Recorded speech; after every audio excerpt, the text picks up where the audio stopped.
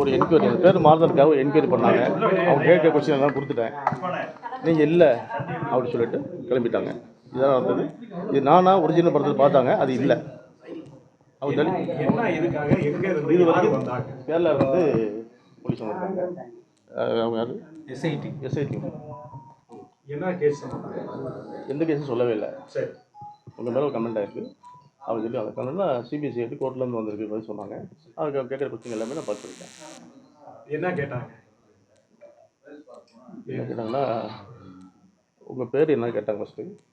அதுக்கப்புறம் என்ன பிஸ்னஸ் பண்ணுறாங்க கேட்டாங்க. ஐடி கேட்டாங்க. ஒன்றுன்னா அது இன்கம் டேக்ஸ் மாதிரியே எல்லாம் கேட்டாங்க.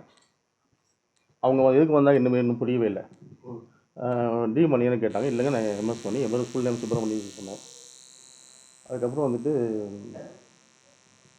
எல்லாமே நாங்கள் பார்த்தா அப்புறம் யார் தெரிஞ்சுட்டு அவங்க நார்மலாக வந்துட்டாங்க. வரணும் இது இல்லை.